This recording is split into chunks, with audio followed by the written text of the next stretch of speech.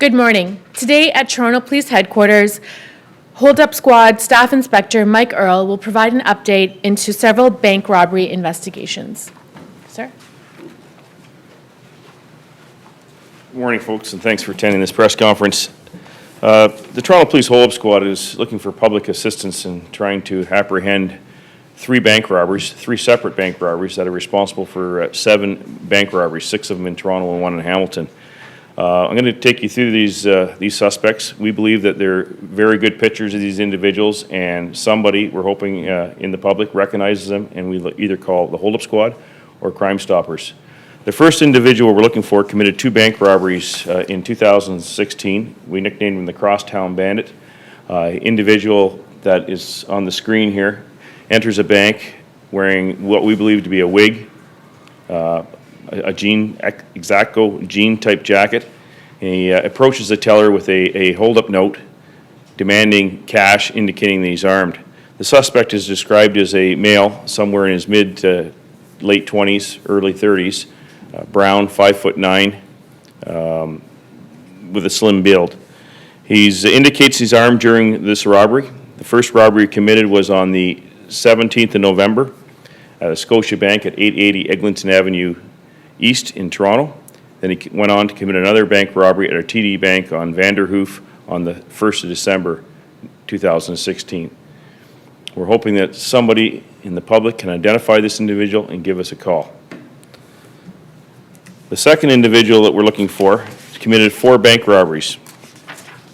The first bank robbery he committed was in Hamilton on the 30th of January 2017 at a BMO bank. The individual then came to Toronto and committed 3 further bank robberies on the 4th of February, the 13th of February, and the 25th of February, all in the Yonge Street core. The individual is described as a male, black, probably 40 years of age in that area, 6 foot to 6'2", slim build, wearing dark clothing. He was nicknamed the MLB Bandit because in each bank robbery he wore a different Major League Baseball cap from a different team. And every robbery he produced a hold-up note indicating that he was armed with a firearm and made a demand for cash. He was last seen fleeing in one of the robberies in a Beck taxi cab, so we believe that his MO is either on foot or in a taxi, getting away from the bank robbery scenes. The last bank robbery, the suspect that we're looking for that we believe has a great image, occurred on the 12th of March 2017 at a TD Bank on the Danny. The suspect is described as a male, brown, 20 years to 25 years, 5'8", wearing dark brown glasses, and he approaches the teller with a hold-up note indicating he's armed and makes a demand for cash. The tellers complied and he fled. He fled towards the Woodbine subway in that robbery. The Toronto Police Hold-Up Squad is hoping that somebody can identify any one of these subjects, call Crime Stoppers or the Hold-Up Squad so we can apprehend these individuals. I have Malcolm Chilvers here today from the Canadian Bankers Association that would like to address the media on his aspect of the bank robberies. Thank you. Thank you. On behalf of the Canadian Bankers Association and the Canadian banking industry, I'd like to thank Mike Earl from Toronto Police for having us here today. Bank robberies are a very serious issue facing the banking industry, our community, and police across the country. They're a very traumatic and a violent event, and this is a priority for us to work with the police in resolving these situations. The safety and security of our employees and our customers and the police responding to the call are our priority. When a bank robber walks into a branch, the bank employees have no idea what they are facing, and what the person is capable of. And as I mentioned, our industry's priority is ensuring that our employees have a safe and secure work environment and that the customers feel safe conducting their business at our banks. You've heard today about several outstanding violent bank robberies. The banks have a long record of working closely with the police to solve these crimes and to bring those responsible to justice. We will continue to provide police with whatever information we have to get those criminals off the street. The small amount of money obtained by these robberies cannot be worth the risks taken to commit these crimes. And our message is very clear to those responsible. If you rob a bank, you will get caught. The efforts by law enforcement and the banking industry to prevent bank robberies and put those responsible behind bars have been very effective. Someone out there knows who's committed these bank robberies, and we are calling upon you to do the right thing and make the call to Toronto Police or to Crime Stoppers so that we can solve these crimes. Now, can I ask you, you Yes. say that it's a small amount of money obtained. How much money on average would robbers obtain through a crime like this? We don't release the amount of money that is taken in the robberies for reasons, but it definitely doesn't support the risk that they're taking in committing a crime, which is one of the most serious crimes. Now, you say that the message is very clear. You rob the bank, you will get caught. What proportion of people end up getting caught? The majority, working with the Toronto Police, I don't know the exact percentage, but I know there's not a lot of outstanding bank robbers there, and in some cases it's taken many years, but we have caught up with these people. Malcolm, I'd like to ask you something about the staff in these banks. I mean, this happens so often. We do these stories all the time. You know, it has to be a PTSD kind of cost to going through that. Obviously, some of them are more serious than others, but any of it. And I wanted you to, if you wouldn't mind addressing that, what the banking industry is doing for the employees, but also just what they go through post this. How do they go and do that job again after going through this? Well, as you mentioned, you know, to emphasize that the banks are fully supportive of this, and we do provide our employees that have gone through this with all the professional assistance that we can.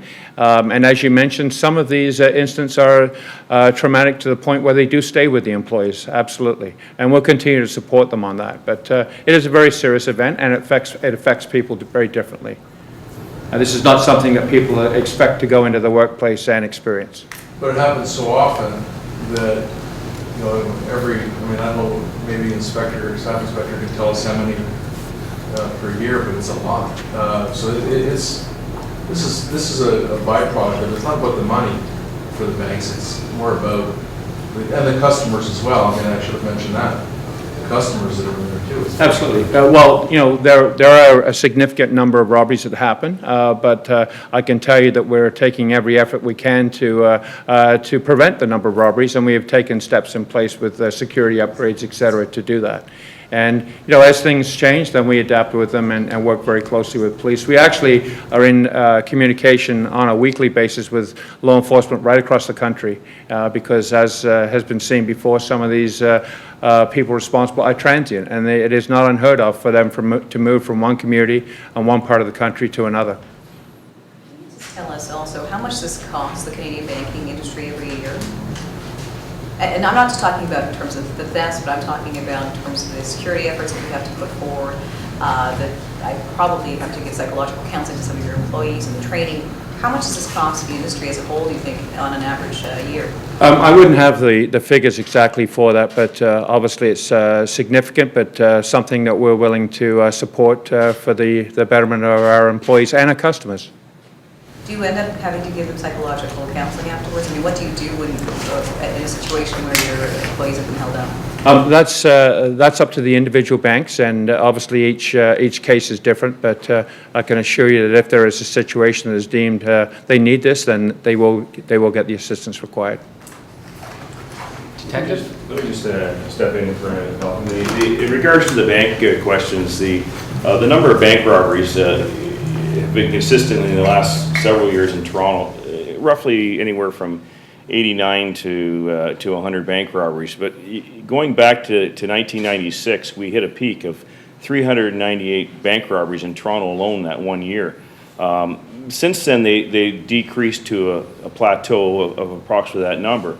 And a lot of that was because of good sentences by some of these bank robbers were getting double digits in the penitentiary. Also, the banking industry changed their whole surveillance systems in the bank. I mean, before we had activated cameras that they would have to pull out money in a drawer and then the picture would be taken and you get the side of a head, or their black and white images that were not very clear at the end of the day.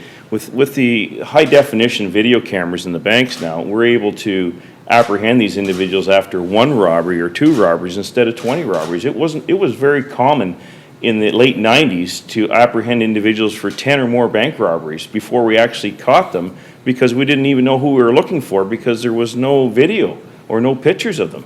So the banking industry did come a long way, and the turning point was probably in the late 90s. We had a murder of a bank teller in Mississauga, Nancy Kidd. We had many meetings with the banking industry at that time about stepping up surveillance, video cameras, and better security for bank employees. And I think they have come a long way, and that's what has caused the bank robberies to drop. Our solve rate usually is sitting somewhere between 80 to 90% solve rate in bank robberies. And as Malcolm says, it takes years sometimes for us to apprehend these individuals. It's not uncommon. Just a few weeks ago, we arrested an individual from a 2009 bank robbery because of the DNA match that finally came back from an outstanding robbery. He also mentioned the fact of transient bank robbers. Last year we had a group of individuals that came out from out west that robbed banks right across the western provinces, and we apprehended them in Toronto. And most recently, we had a series of national banks that was robbed in Mississauga and Toronto, and those individuals were apprehended 2 weeks ago in Winnipeg. This is constant, that these individuals are traveling from one location to another. The pictures that we're showing you today are the best clear images of individuals that we believe that can be easily apprehended with the public's assistance. There's other outstanding bank robberies that we have in the city of Toronto that these individuals are masked up, they may jump over the counters, but there's not a lot of clues for the public to provide for assistance in identifying these individuals. And some of them are armed with firearms or edged weapons. But these individuals here, as I said before in previous press conferences, there's still trauma to the tellers. They believe that these individuals have a gun on them or a weapon and are going to use it. And they make it personal when they're whispering across a counter that I have a gun, I'm going to shoot you if you don't give me the money. So that's just as traumatic to that teller as it is to somebody jumping over the counter and pushing them away.